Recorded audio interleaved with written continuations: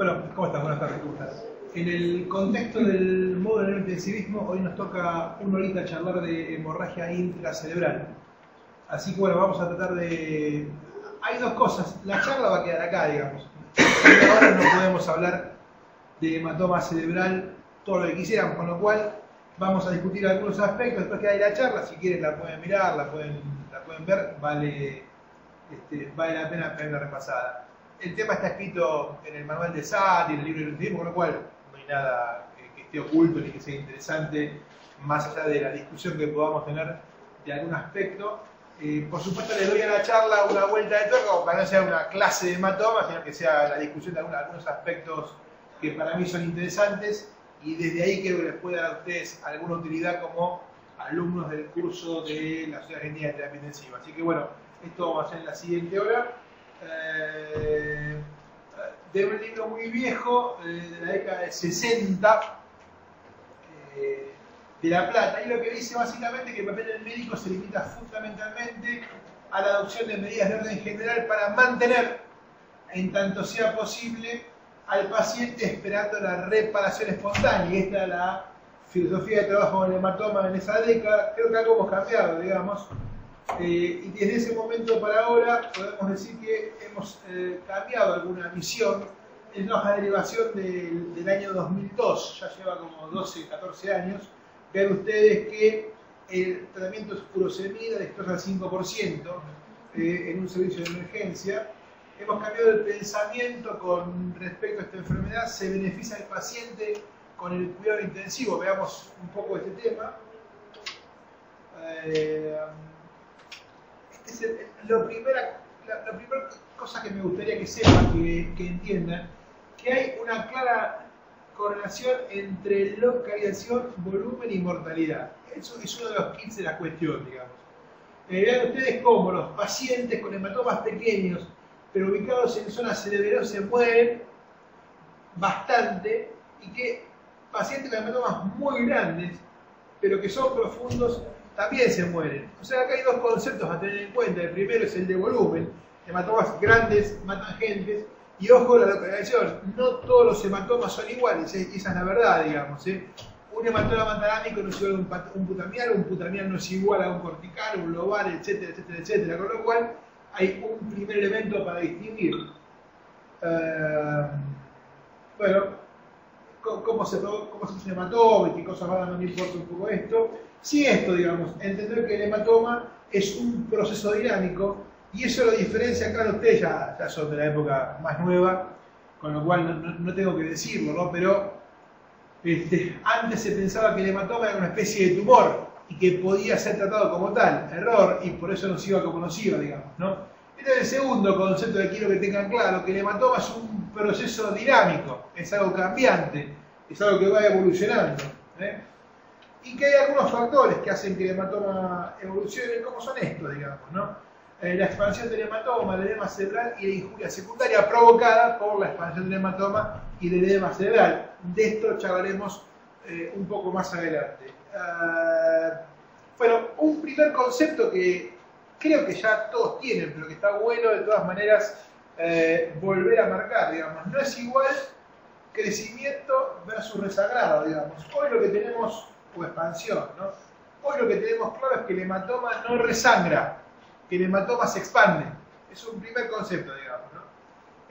Trabajos viejos de la década del 90, digamos, donde muestran en qué tiempos crecen los hematomas. Ven ustedes el trabajo primero de Thomas Brock. En las primeras 3 horas, un tercio de los pacientes hace extensión del hematoma. El trabajo del japonés de más abajo, dentro de las primeras 6 horas. Un trabajo un poquito más nuevo, del 2014, ven ustedes en un gráfico bastante interesante. Espérate que traigo acá. Ven ustedes el volumen y las horas en cual el hematoma se expande, en cual el hematoma crece. Y son, como ven ahí, en las primeras horas. Miren ustedes como un gran volumen de pacientes tienen extensión del sangrado en las primeras 3, y yo te diría que hasta la 5ª hora como mucho, realmente. O sea que esta diaponalidad está designada para otra cosa, es para el response time, que un poco más adelante discutiremos, pero ven ustedes cómo y tomen este concepto, los pacientes que hacen expansión de hematoma también tienen spot size positivo. Y ven ustedes que los pacientes que no expanden tienen spot size negativo. Todos saben que es el spot size, ¿no? Ese puntito que se ve cuando uno inyecta contraste en el hematoma y que es un predictor para muchos autores de que ese hematoma se va a expandir en las próximas horas. Una señal de alarma que es interesante. Bueno, alguna gráfica ahí para poder ver ese spot sign, ven ustedes, aquí tienen, no sé si ven la flecha verde exactamente, ese puntito que aparece ahí y que va a ser un predictor de expansión de hematoma y en este caso inclusive de volcado ventricular. Entonces, localización, volumen, extensión y crecimiento como determinante de la mortalidad y de la evaluación y de la evolución, perdón, a corto y largo plazo. Ven ustedes en el trabajo, el 72% de los pacientes tuvo crecimiento del hematoma y esto claramente nosotros en este caso lo miden con escalas de funcionalidad, el ranking y el Bartel, cómo se relacionan directamente con la progresión en las teorías de resultados funcionales. Un tercer concepto que me parece que vale la pena saber. Ahora, cuando uno ve hematoma, hay algunos factores pronósticos, ¿sí?, que pueden mostrarnos que ese paciente va a tener peor evolución. ¿Cuáles son? Lo que están ahí: Glasgow, volumen de hematoma y expansión, que estamos charlando recién, la extensión a los ventrículos, el sangrado interventricular, su consecuencia directa, la hidrocefalia y la edad. Es decir, que un señor con un Glasgow 315 que tenga 65 años probablemente va a tener peor evolución que alguien de 45 con un Glasgow de 7, 8 o 10. Eso es algo claro, digamos. Cuando se enfrenta a un paciente y debe tomar decisiones, la edad, el estado de conciencia y la presencia de expansión y sangrado son factores pronósticos claramente de peor evolución. El otro factor pronóstico que no está incluido en literatura, pero que uno lo puede ver claramente con sus pacientes y sobre todo en los pacientes admitidos en el área de emergencia, es esto, ¿no?, que es el deterioro prehospitalario. Es el paciente que estaba en su cama y que la esposa lo ve y que te pasa, empezó a vomitar y de repente entra en coma. Ese paciente claramente va a tener peor pronóstico que el paciente que viene estabilizado y sin cambios hemodinámicos ni neurológicos. Bueno, la regla del ABC sigue siendo útil para el hematoma, en este caso un paciente con esas medidas, 29 por 62, digamos, por el número de cortes, la forma del ovoide. Hoy en día hay software tomográfico para medir volumen de hematoma. Lo que sí que es interesante es tener alguna caracterización del tamaño de ese hematoma, digamos. Sigue siendo cierto aquellas viejas divisiones de hematomas de menos de 30, de 50 y más de 50 centímetros cúbicos, si es verdad, digamos, los hematomas más grandes van a tener peor evolución, con lo cual vale la pena medirlos. La fiabilidad de la regla del ABC2 en estos, ellos lo que hicieron fue en el MIST y el CLEAR3 medir si valía la pena o si había correlación entre el volumen de hematoma medido por software y por la regla del ABC2, y la verdad que sí, la verdad que ellos encuentran que hay correlación. Sin embargo, subrayo, perdón que está muy chiquito, es solamente para mostrar el dato, digamos, subrayo un poquito más abajo. Sin embargo, los hematomas más grandes y los hematomas irregulares, esta regla pierde un poco de valor, digamos. Es lógico porque el hematoma pierde la condición de ovoide y es por ese motivo que pero uno debería medir y usar esta regla, sigue siendo útil y sigue valiendo la pena. ¿Cómo luce un hematoma? Cuando uno le hace una resonancia en agudo, siempre es bueno saberlo. Uno a veces ve sangre y no sabe qué está viendo. Aquí lo que van a ver con claridad, estamos mostrándolo acá, es una secuencia en FLAIR, una secuencia en T2 y una secuencia en GRE. Bueno, hoy en día hay casi todo el mundo cuando hace una resonancia hace una secuencia en GRE, y ahí lo que se ve claramente es cómo la hemosiderina es refractaria a la resonancia y se ve claramente negro, y eso claramente está mostrando la presencia de un hematoma cerebral, en este caso frontal, de etiología no frecuente, digamos, ¿no? Bueno, por suerte están las guías, estas guías están publicadas en mayo de 2015, con lo cual está un poco más claro qué hacer con un hematoma. No, las guías son guías, la verdad que vienen a aclarar algunas cosas, ya veremos algunas ideas de estas guías, pero sinceramente todavía hay bastante confusión en cuanto a qué hacer con un hematoma. Estimo que la mayoría de ustedes han visto hematomas en sus terapias, se han discutido con sus médicos del plan de hematomas y demás, y vieron que cuando hay hematoma grande, medio complejo, siempre es un problema que hacer y todo el mundo tiene dudas porque no están claras las cosas y no está claro qué hacer con un hematoma, con lo cual eso lo hace bastante más divertido, ¿no? Porque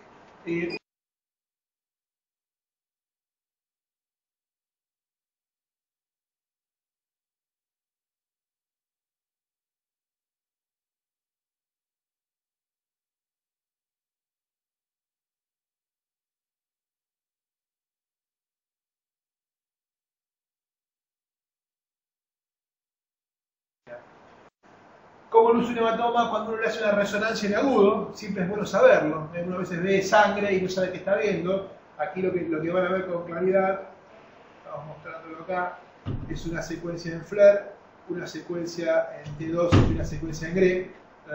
Bueno, hoy en día hay casi todo el mundo cuando hace una resonancia hace una secuencia en GRE, y ahí lo que se ve claramente es cómo la hemosiderina es refractaria a la resonancia y se ve claramente negro, y eso claramente está mostrando la presencia de un hematoma cerebral, en este caso frontal, de etiología no frecuente, digamos, ¿no? Bueno, por suerte están las guías, estas guías están publicadas en mayo de 2015, con lo cual está un poco más claro qué hacer con un hematoma.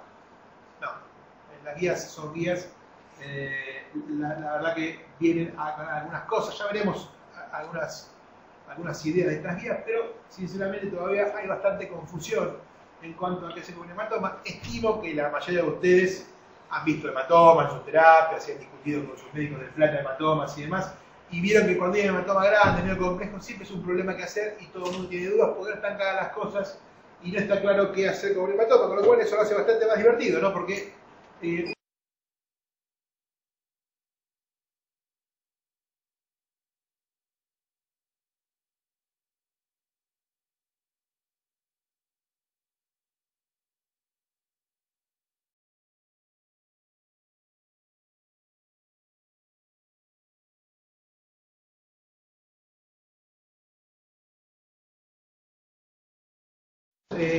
van evolucionando con los años en paralelo con la investigación clínica.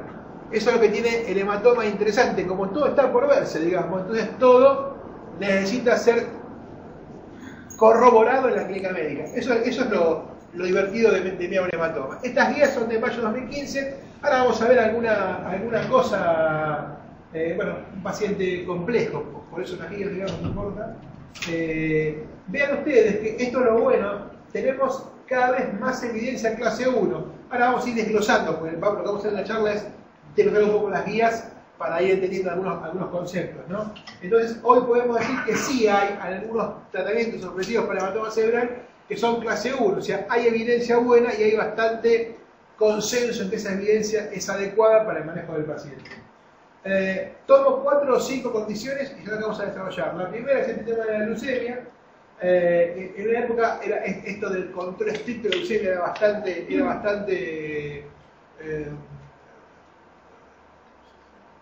diseminado entre las terapias. Hoy sabemos que tenemos que ser un poco más cautelosos. La leucemia o la condición de diabetes. No, la leucemia. Este trabajo muestra 2003 que pacientes diabéticos o no diabéticos, hiperglucémicos, la mortalidad es alta de todas maneras. Paso bastante rápido. ¿Por qué es importante la hiperglucemia? Porque pasa esto, digamos, ¿no? Vamos a hablar un poquito de edema, que es un concepto muy interesante en hematoma, porque no es el edema del trauma, es otra cosa, digamos, ¿no? Pero la hiperglucemia exacerba el edema cerebral y la muerte cerebral perihematoma. Acá está el concepto de la hiperglucemia. No aquel que usábamos para el lactato, la acidemia y la condición metabólica, sino que la hiperglucemia genera edema cerebral y aumenta la masa del hematoma en el paciente, digamos, ¿no? Recomendación, vean ustedes, clase 1, pero con nivel de evidencia C. ¿Qué dice? La glucosa debería ser monitorizada. Mira, no está mal que la mida, ¿no? Y ambas, la hiperglucemia y la hiperglicemia, tienen que ser evitadas. Ustedes saben Miren, concepto del neurointensivista. Cuando vayan a sus terapias, pregúntenles a los que siguen esas cosas. Es peor para el encéfalo la hipoglucemia que la hiperglucemia. Es mejor que esté un poquito dulce y que no esté hipoglucémico. Los trabajos de Vespa y demás ya nos están mostrando que el paciente hipoglucémico tiene muchos problemas en su encéfalo que son difíciles de remontar. Con lo cual, cuidado, no lleven al paciente neurocrítico a la hipoglucemia porque es peor. Mantengan normal glucémico que ya está bien, digamos. Bueno, presión arterial, otro elemento de debate. 2001, la autorregulación del flujo cerebral alrededor del hematoma. ¿Qué pasa si uno baja un poco la presión? Entonces los tipos, en esa época, ese grupo de Saint Louis, de Deering, de Sazurilla, qué sé yo, ahí dice esto, vean lo que hacen. Le bajan un poquito la presión al paciente, en este caso usan nicardipina, me parece, y lo que hacen es evaluar y ver qué pasa con el flujo perihematoma, y lo que ellos no encuentran en ese momento, era un concepto muy interesante, es que no había cambios en el flujo si uno bajaba un poco la presión. Uno ponía bloqueantes cálcicos en este caso, no usan la nicardina o lo betagrón, digo bien, bajan la TAP un 15%, ya han tenido la charla de fisiología en el cerebro, ¿no? Esto de la TAM, de autorregulación, qué sé yo, no os aburro con eso, pero si uno baja un poco la presión, no cambia el flujo perihematoma. Manejo de la presión arterial, la presión aguda, relación entre presión elevada y la expansión del hematoma. Segundo concepto, japoneses sobre todo me parece, ¿no? Lo que los tipos ven es que si el paciente aumenta un poco la presión sistólica por encima de 160, aparece expansión del hematoma, medio en este caso por volumen, no importa, hay un trabajo, después lo miran tranquilo, pero si la presión estaba más alta, los pacientes expandían más el hematoma. Ustedes vieron que el hematoma mucho no se puede hacer, lo creo que ¿qué puede hacer con el hematoma? Que no crezca, si puede, ¿no? Entonces, si el tipo lo tiene más o menos ahí y no le crece, por ahí el tipo se acomoda. Entonces, segundo concepto, 2001, si baja un poquito la presión, no hay cambios en el flujo, nos separamos del trauma craneano, del concepto de autorregulación y de la curva flujo, presión, etc. Y segundo concepto, baja un poquito la presión, el hematoma no le va mal, y si la presión está muy alta, el hematoma crece. Cuidado. Bueno, entonces aparece este estudio que es el piloto del Interact, ¿sí?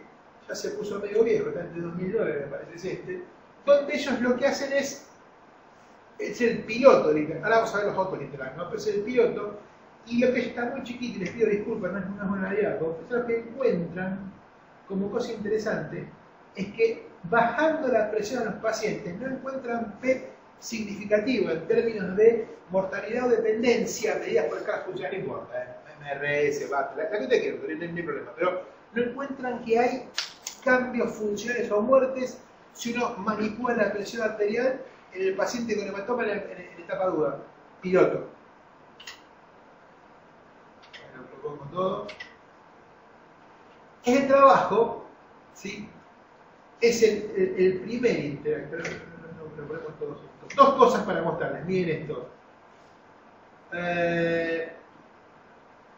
Presión sistólica basal y volúmenes de hematoma, a más presión más volumen, y en este es presión sistólica alcanzada después del tratamiento, a más presión más hematoma.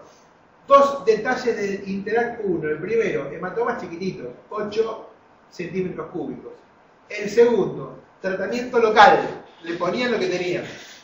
Y acuérdense del trabajo, capaz que ustedes escucharon algo, mucho japonés, mucho asiático. Entonces la pregunta es si genéticamente seremos igual los asiáticos que los occidentales, qué sé yo. Pregunta interesante para hacerse. Pero lo que ellos ven es esto, digamos, es un grupo grande, 400 pacientes, qué sé yo. Y después aparece el del grupo de Kureshi, el attach. Bastante parecido, esta es la presentación. Y acá está el attach mismo, digamos, donde yo creo que son dos cosas. Mirá, esto es divertido. Usan nicardipina, droga homogénea, bloqueante cálcico, no actúa sobre el flujo cerebral. Y lo que encuentran es esto, digamos, como cosa interesante. Presión arterial promedio. Y esto es volumen y crecimiento de hematoma. Presiones más bajas determinaban crecimientos más bajos. Presiones más altas, crecimientos más altos.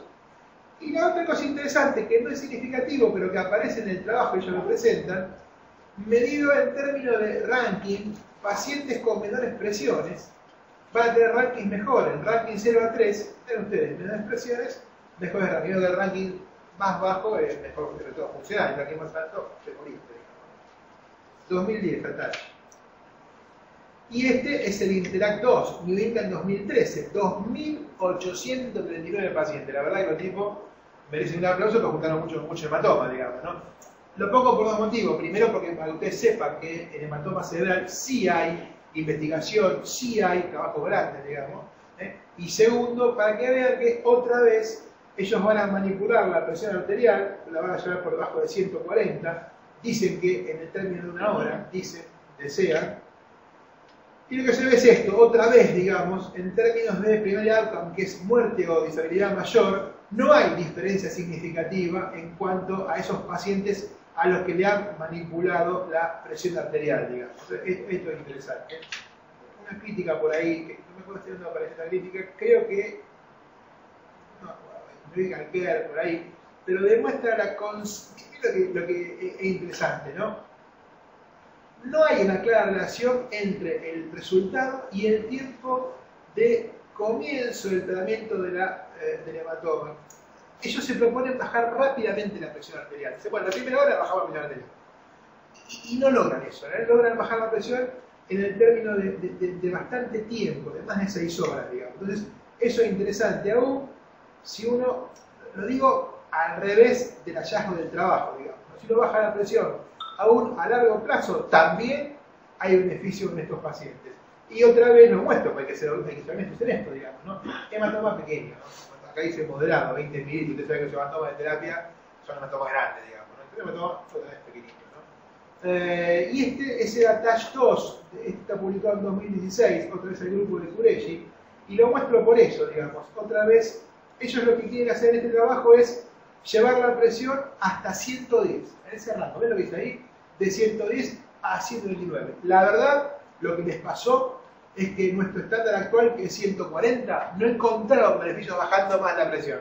¿Hasta dónde la podés llevar? Hasta 110 no hay mucho beneficio, ni en términos de mortalidad, ni en términos, otra vez, acuérdense que ranking 0 es buen outcome, y ranking 6 te muere porque está en negro oscuro.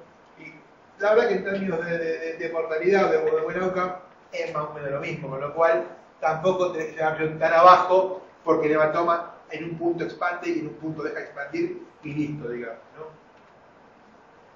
Hipoperfusión sin isquemia alrededor del hematoma. El mismo grupo, Deering, Mesazulía, el grupo de St. Louis, 19 pacientes, bajan la presión de los pacientes, y esto que tiene de divertido es que lo he hecho con PET, perdón, y otra vez no encuentran cambios que justifiquen isquemia perihematoma. Sí encuentran esto, disminución de la tasa metabólica de oxígeno y de la extracción, pero no del flujo sanguíneo. No hay isquemia perihematoma. No hay isquemia perihematoma. Bueno, visto de otra manera, hay una zona de hipoperfusión y hipometabolismo. En los siguientes días, hasta el día 14, hay una zona que se pone heterogénea, y luego, bueno, el área que se murió, y el flujo se normaliza, digamos. O sea que... Hola, Leo. Termino la charla y te llamo en un ratito. Estoy en la charla justo ahora. Pensás que chao. O sea que la verdad es esta, digamos, ¿no? Hay como una especie de hibernación del área perihematoma, más no hay isquemia de la zona, con lo cual no hay que subir la presión a 200, bueno, no, este es otro concepto de tratamiento, digamos, ¿no? Por eso como estos trabajos. Bueno, en términos de resonancia lo mismo, acá tienen un flare bastante, esto me interesa que lo tengan, digamos, esto de que aparece edema perihematoma por muchas razones, digamos, ¿no? Bueno, el ADAT es más de lo mismo, si no los aburro. ¿Y qué recomiendan las guías? Y las guías recomiendan lo que dice la investigación clínica, lo que está acá, ¿no? Dice que si el paciente tiene un hematoma, está entre 150 y 220, y no hay contraindicación para el tratamiento de presión arterial, la baja aguda de la presión a 140 es segura. Claro, pone bien en clase 1 porque la verdad que son tareas grandes, yo se los acabo de mostrar, digamos, ¿no? La idea era que vean eso, no que se aburre. Y bueno, si la presión sube mucho, en este caso ellos ponen una cilindra por encima del 220, puede ser razonable considerar una reducción aguda de la presión, digamos, monitoreo de la presión frecuente. Con lo cual, después de toda esta perorata que le dije, que fue un poco aburrida, pero que quería respaldar en algo de literatura, miren, la presión arterial elevada del hematoma no sirve para nada y lo más probable es que le aumente un poco el volumen de hematoma en las primeras horas. Esa es la verdad. Con lo cual, mantenerlo hipertenso, si uno hace una analogía entre hematoma y trombo craneano, es inadecuado. Hemostasia es otro tema que aparece bastante en esto del hematoma. Un pobre conejito que no suele la ciencia, control y con warfarina. Claramente, el paciente con hematoma, que está anticoagulado, va a tener mayor intensidad de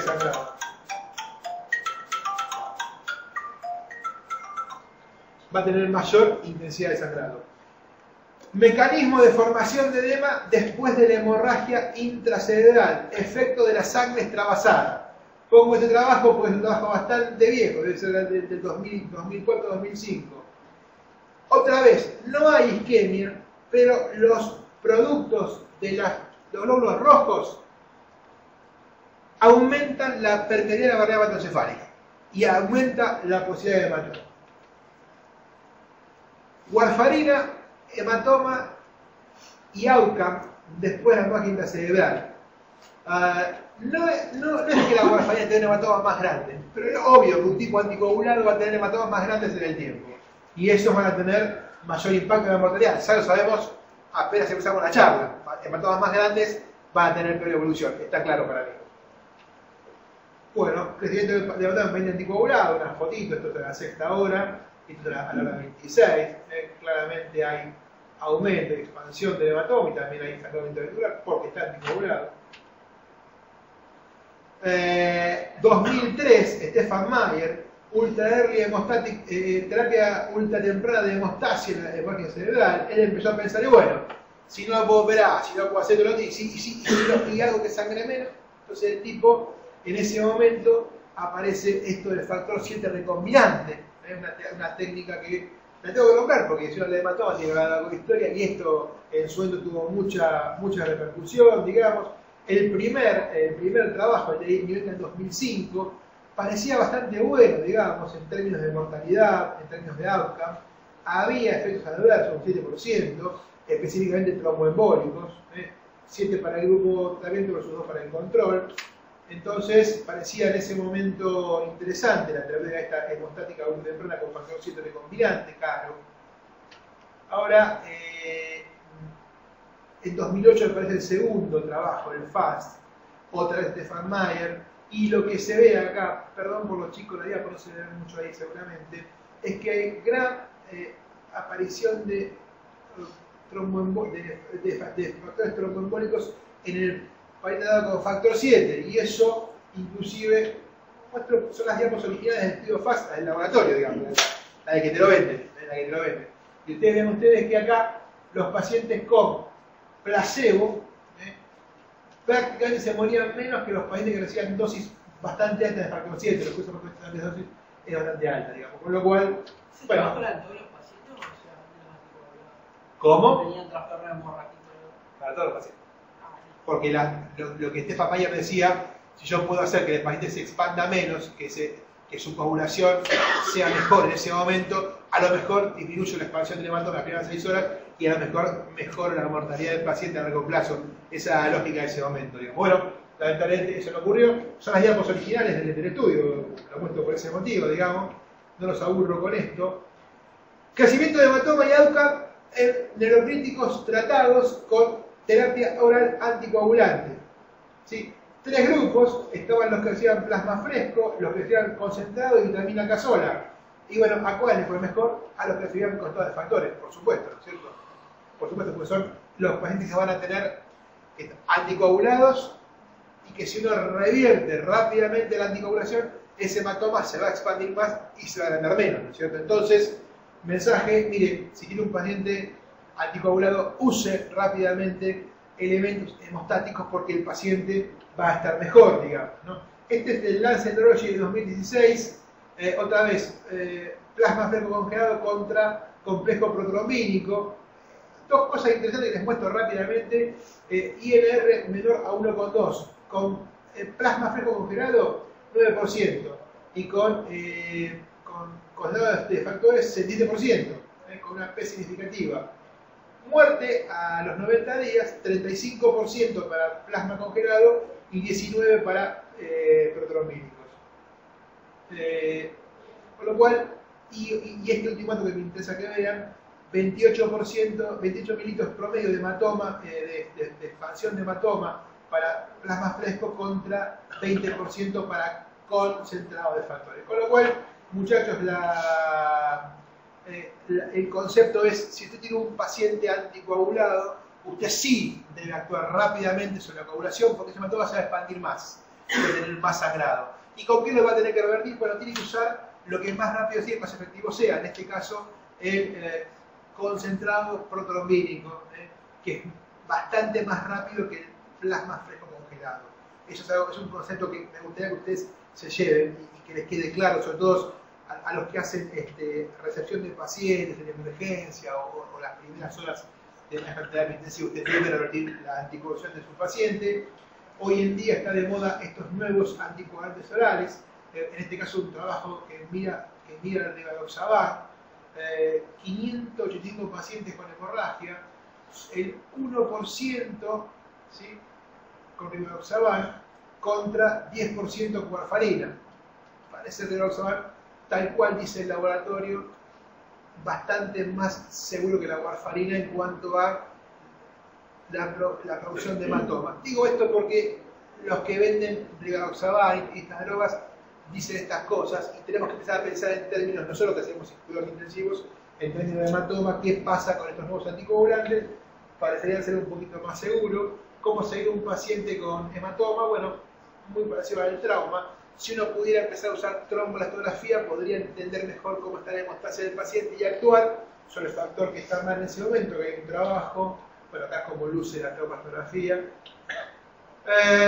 Bueno, nada, ¿qué dicen las guías entonces? Evidencia clase 1 otra vez. Los pacientes con trastornos en la coagulación deberían recibir reemplazo apropiado, o de plaquetas o de factores de coagulación. Esto en discusión, y una de las cosas que dice acá es que los concentrados de factores tienen menos complicaciones, cosa que es verdad, como ustedes saben, para revertir la anticoagulación con plasma fresco, uno tiene que usar por lo menos entre 10 y 15 mililitros de plasma.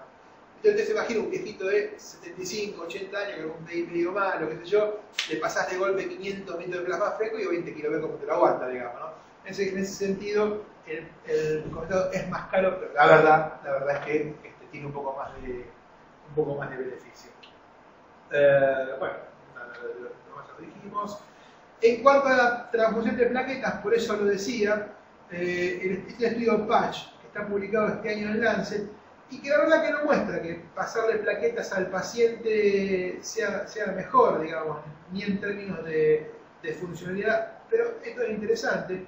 Los pacientes tratados con plaquetas, no está claro por qué, ¿no? Pero los pacientes tratados con plaquetas tienen inclusive más mortalidad, digamos. Así que estimo que levantó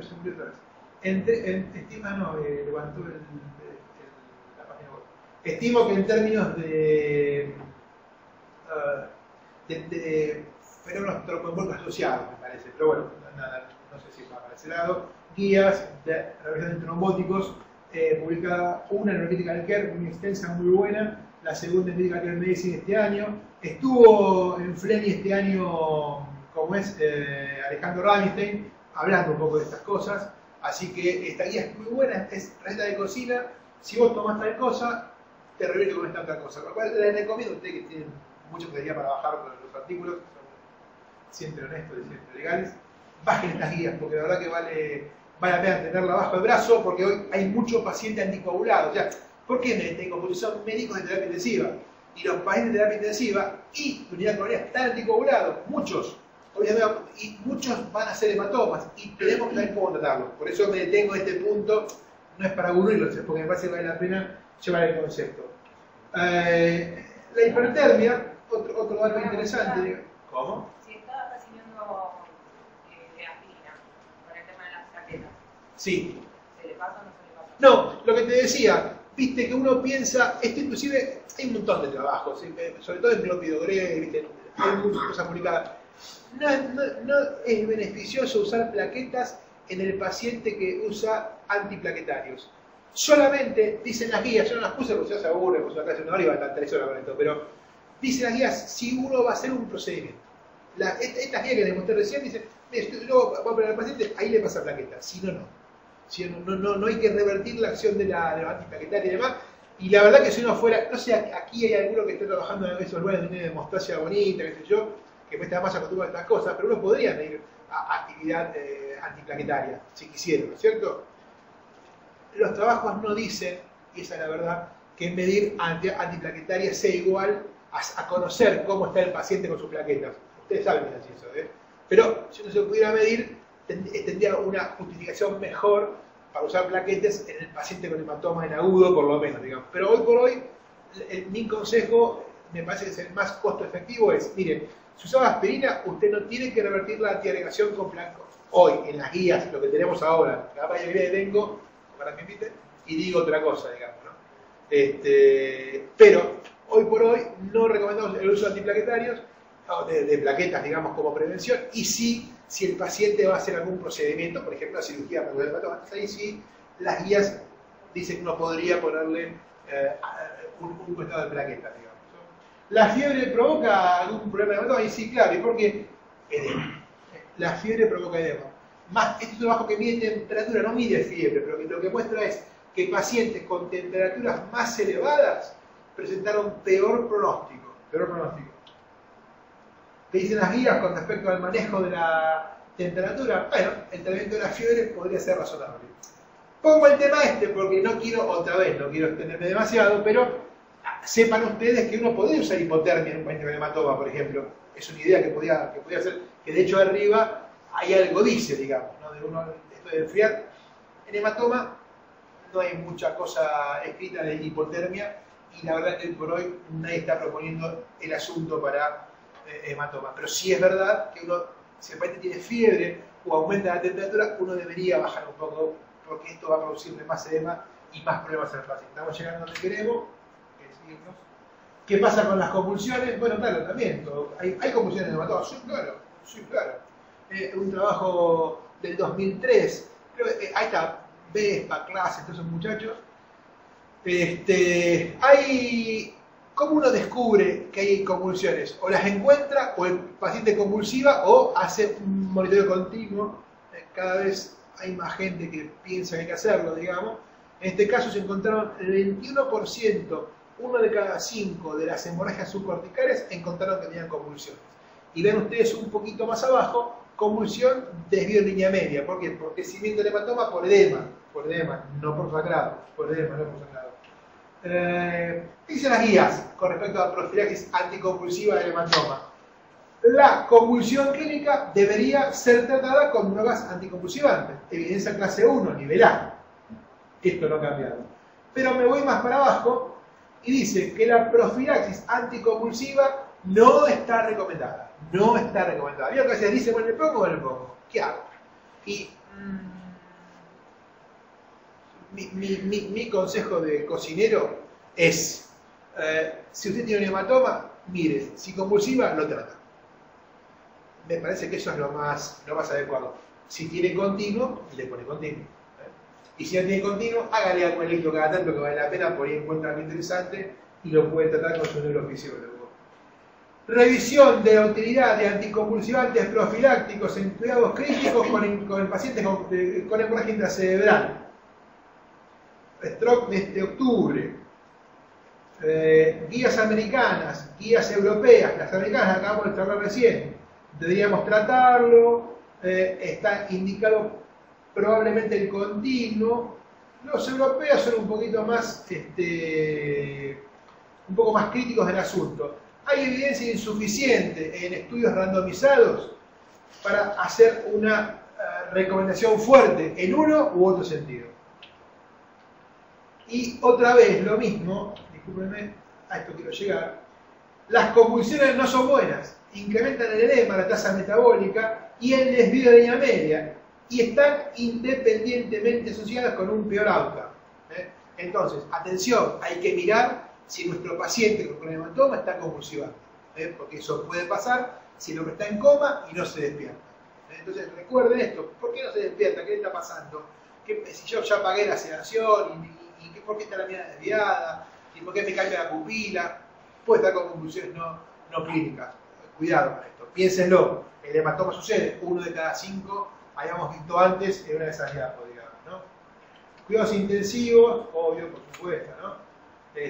Nada, paso rápido, es un trabajo de Dillinger del 2001, lo pongo porque ya de esa época viene acá está en rojo diciendo esto, ¿no? Que el paciente que no fue a terapia intensiva le fue un poco peor y que fue a terapia intensiva le fue un poco mejor y que el paciente con hematoma debe estar en los intensivos, digamos. Lo pongo para decir eso, ¿no? Ah, no, tiene hematoma chiquito, llevarlo a clínica médica, dejarlo en observación, no. Es terapia intensiva para darle estos cuidados, digamos, ¿no? Por esto, monteterapia a veces, traqueostomía, etcétera. Interacción cerebro-pulmón, somos terapistas, miremos los pulmones. Hasta que voy un poquito más rápido. Che, y cirugía 2007, el trabajo de Mendelow, junto a un montón de literatura, arrancó con el 61, digamos, ¿no? Y terminó con el 2005. Ahí decía que había una pequeña evidencia a favor de la cirugía en el paciente con hematoma, ¿no? Bueno, ustedes ya han escuchado esa vieja discusión de ¿y qué querés? En el 60 no había tomografía, ¿y qué querés que se operara? ¿Y cómo se opera? ¿Y las técnicas? ¿Y la hemostasia? ¿Y el Surgicel?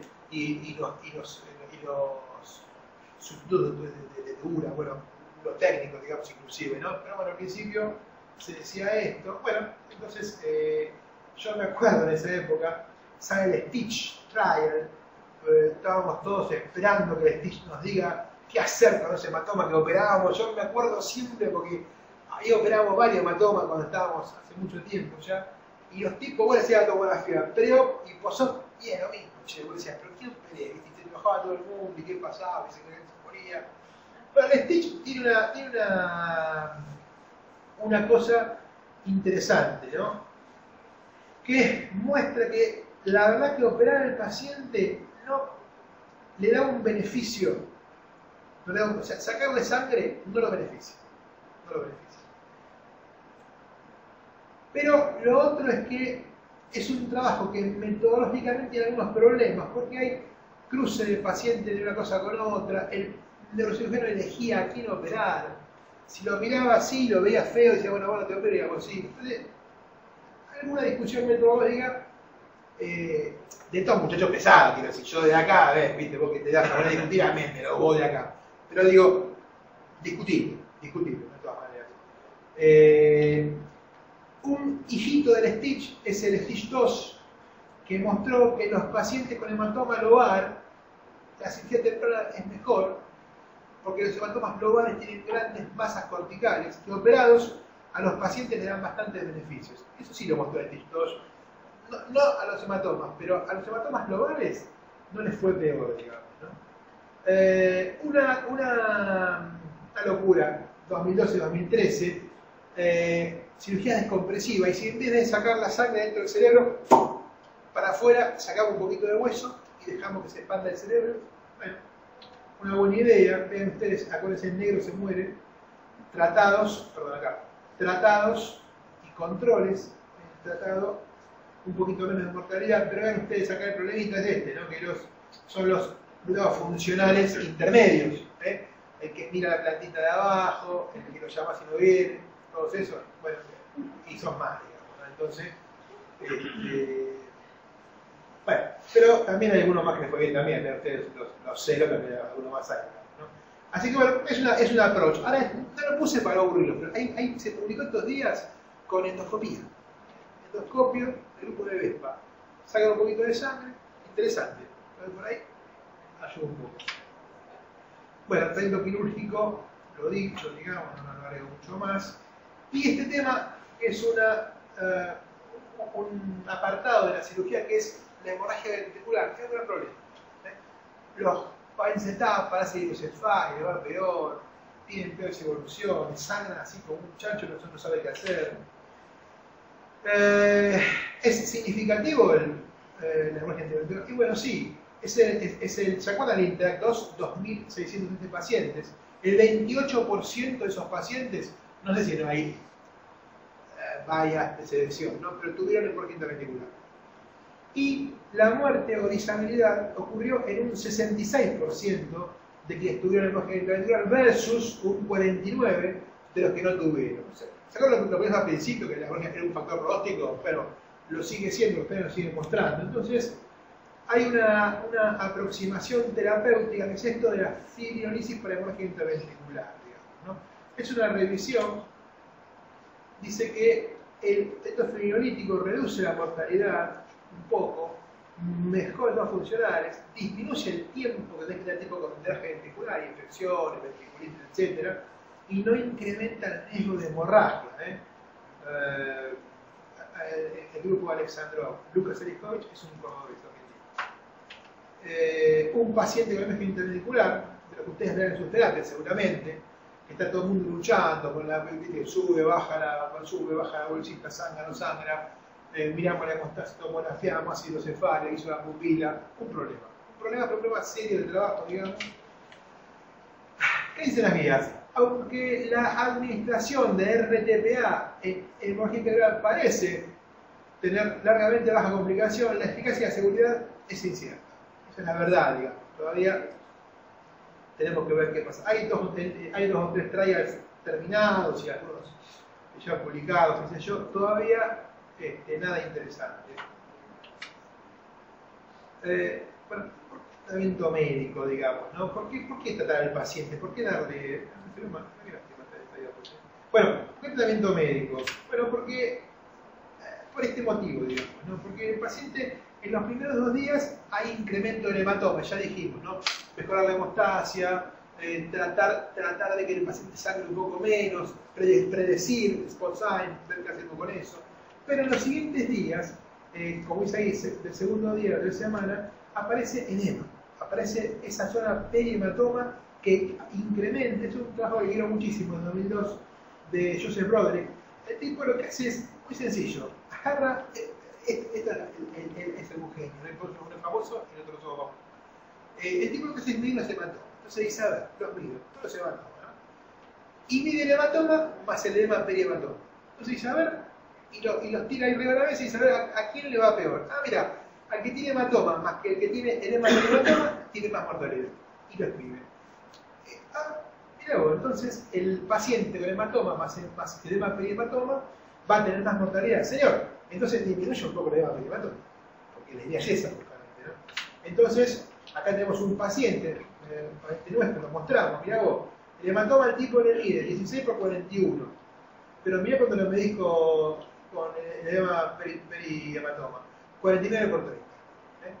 Mirá todo, casi incrementa casi un 35% el tamaño del hematoma, una señora pobre. Fue muy bien.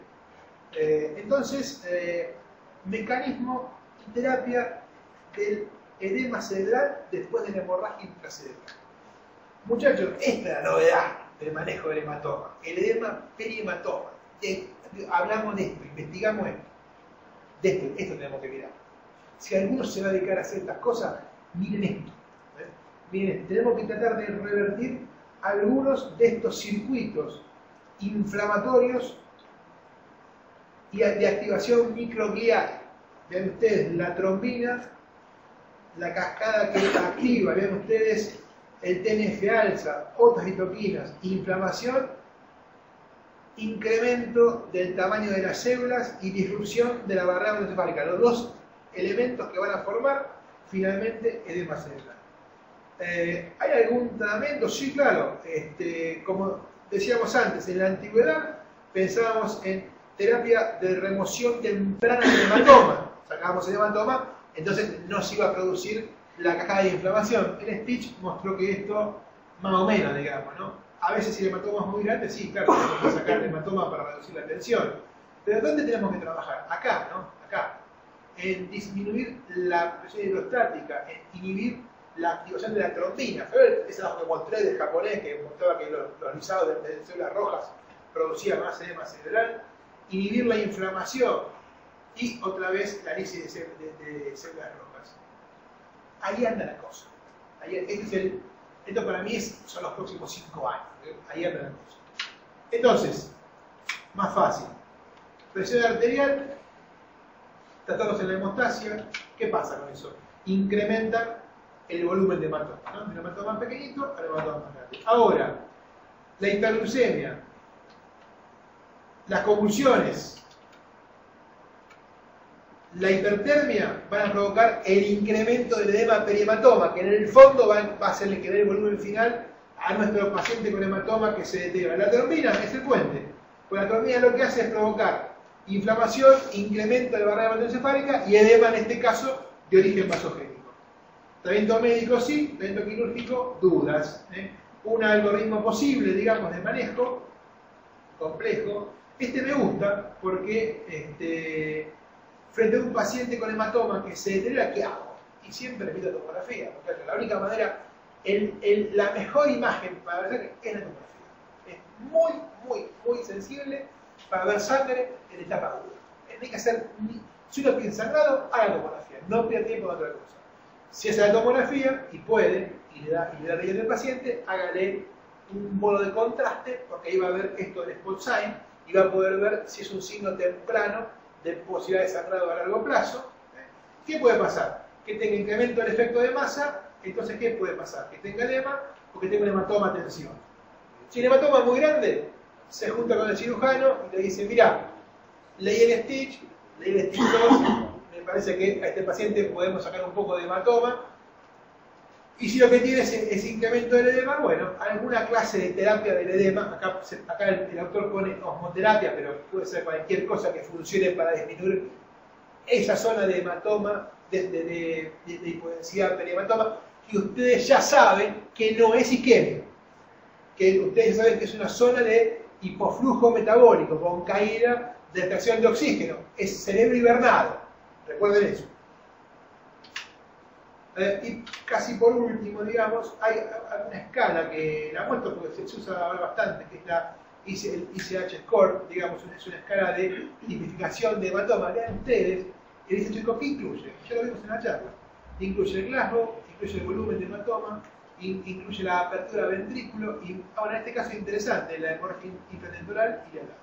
Eso da una puntuación, digamos, a más síntomas que el paciente junte, peor evolución, peor escala. Esa es la historia, digamos, va entre 6 y 6. Esto es interesante porque a veces el retiro de soporte vital de alguna manera tiene que ver con el estado del paciente, digamos, ¿no? A peores pacientes hay mayor retiro de soporte vital. Esto es una lámina que me gusta ponerla, es un trabajo de Kureshi, eso review de hematoma andan por ahí, que es muy divertido porque es todo lo que uno va haciendo y viendo con hematoma en las etapas según los días, ¿no? Ve que el orden de emergencia, 24 horas, día 1, día 7, día 8. Quiero decir con esto, con el hematoma hay muchas cosas para hacer, algunas cosas que hacíamos antes y otras cosas que son más nuevas. Diapo muy vieja, 2001, el retiro del soporte vital puede llegar a la profecía autocumplida.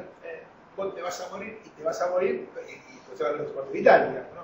Por lo tanto, algunas de las cosas para hacer con el hematoma pueden evitar en las primeras horas por lo menos retirar el soporte vital. Las guías 2015 vuelven a trabajar con respecto al tema y vuelven a decir que esto es interesante, se lo remarco acá, la orden de no rimar al menos hasta el segundo día completo de hospitalización debería estar detenida, porque hay cosas para hacer por lo menos en las primeras 48 por ese paciente que está con una hemorragia cerebral grande y que está en una situación intermedia de evolución. Bueno, como dice Jaque, en stroke, en este caso en stroke hemorrágico, el nihilismo, la postura esto de no hacer nada, es definitivamente injustificado. Ustedes son médicos jóvenes, algunos recién, otros concurrentes, espero que lleven garra a sus terapias para hacer cosas por el paciente con hematoma, evitar la progresión autocumplida. Nada más, muchas gracias, llegué en tiempo, 5 minutos, si quieren preguntar las hacen, si no, quedaría ahí la carta para ustedes, para que abusen y demás. ¿Sí? Preguntan. No sé, voy a ver. Sí. Manejo la presión arterial. ¿Cómo? Manejo la presión arterial, que eso no sea PET o algo así. Sí. Es para cualquier localización, según el punto de barro cerebroso, cualquier hematoma, Sí. localización, según territorio vascular, lo mismo. Sí, sí, los hematomas son todo lo mismo. Los hematomas no son un hematoma de nuevo. ¿Viste? Lo dije al pasado, dije muchas cosas. El hematoma talámico no es igual a un hematoma putaminal, el hematoma putaminal no es igual a un hematoma cerebroso. Lo que sí es verdad para todos los hematomas, que los hematomas no son trauma craneal, con lo cual no hay hipoperfusión perihematoma y con lo cual manipular la presión arterial en principio no está mal, porque uno de los beneficios de disminuir un poco la presión arterial es disminuir la posibilidad de extensión de hematoma en las primeras 6 horas. Independientemente de la localización, lo que estoy diciendo es, si la presión está muy alta y usted la baja un poco, tal vez en vez de tenga chance de no expandir ese hematoma por lo menos en las primeras 6 horas. Ahora, yo te pongo al revés la cosa. Te digo, mirá, tengo un paciente con un hematoma de 30 milímetros cúbicos, centímetros cúbicos. Le hago un tiro de contraste y encuentro un puntito, encuentro el spot site. ¿Le bajo la presión o no se la bajo? Muy bien, le bajo la presión. ¿Por qué? Porque tiene un predictor de extensión de sangrado que es el spot site. ¿Ves lo que quiero decir? Independientemente de la localización y de la circulación, ese paciente va a tener mayor chance de extensión de hematoma y la verdad que no puedo hacer nada para evitarlo. Sí, si el tipo está anticoagulado puedo darle anticoagulantes y demás, digamos, pero lo que me queda es tratar de manipular un poco la presión arterial a ver si evito un poco la extensión de hematoma en esa primera 6 horas. Esa es la lógica de bajar un poco la presión arterial. Y una cosa más, por lo que decías, lo digo ahora al pasar, antes, en las guías 2010, y la más vieja también, había como, y ahí viendo de Sarti, vean los de los de antes, los más viejos, que estarán seguro, había como unas reglas para bajar la presión, digamos, 180, 200, tantos. Yo me aprendí queriendo ver. Cada país es un mundo, digamos, uno bajar la presión un poco. Una buena guía es la del trabajo del grupo de Saint Louis, 15%. De la MAP inicial, la bajo 15% y ve qué pasa con el paciente, digamos. Eso puede ser interesante. ¿A qué apunto con esto? Si el tipo está en un hotel, está a 120, 80, ¿qué haga la presión para qué digamos? Digo, al tipo está a 240, 120. Y no, tener arriba porque la perfusión cerebral, la PPC, a esto apunto, digamos, ¿no? Cambia el concepto de manejo porque cambia la fisiopatología del paciente, digamos. No tenga 240, 120 porque no le va a dar ningún beneficio. Y es más, le puedes hacer algún daño porque en las primeras 6 horas el hombre además extiende un poco más su hematoma. A eso apunto.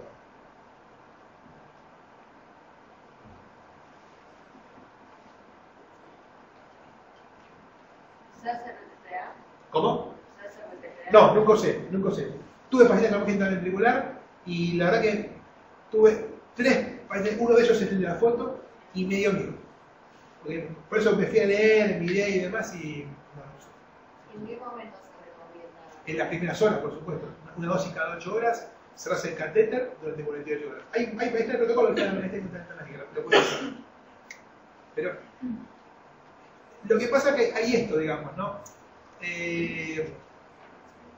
Lo de RTTA es algo muy atractivo, porque si vos pones un catéter ventricular en un paño de magia cerebral, se va a tapar.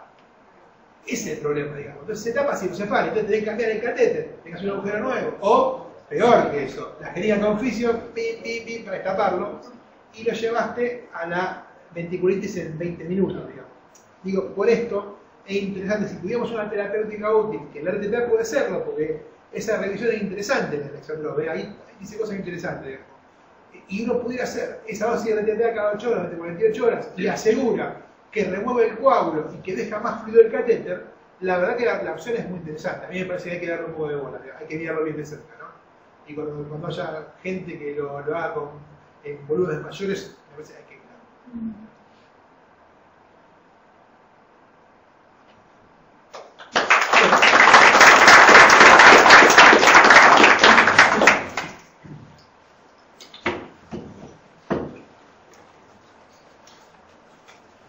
Tiene clases